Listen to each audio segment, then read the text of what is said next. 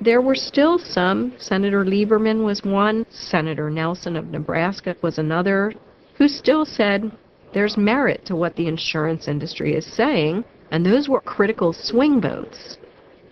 Emanuel and Harry Reid were now doing deals just to win over Democrats.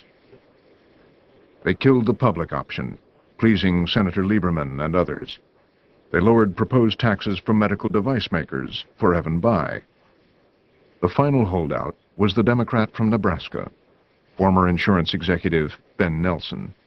Ben Nelson is one of the more conservative members of the Democratic caucus in the Senate, and they needed his vote. They had to have his vote. That meant sitting down and hammering out a deal, really giving him almost what he wanted, anything he wanted. The focus at the end in a bill like this is always on how do you get those last 2 or 3 votes.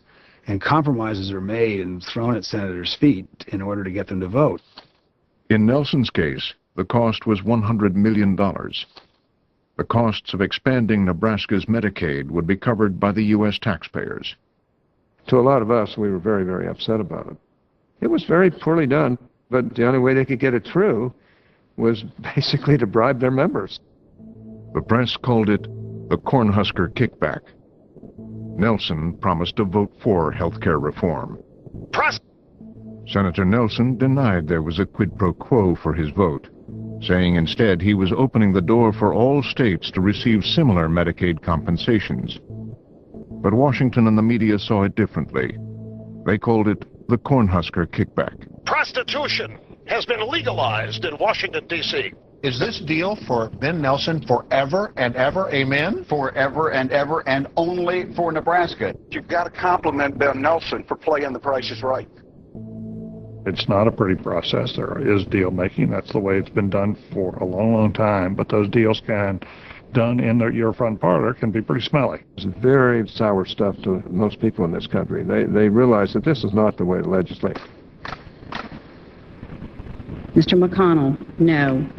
Mr. Menendez. Aye. The Senate convened to send President Obama a hard-fought Christmas present. Ms. Murkowski, no. Its first roll call vote on Christmas Eve since 1895. Mr. Nelson of Nebraska. Aye. The yeas are 60, the nays are 39. H.R. 3590 is passed. Tonight, the ayes have it. The Senate passes an historic health care bill. And this was a strictly party line vote. All the Democrats voting yes, all the Republicans voting no. The final tally, 60 to 30.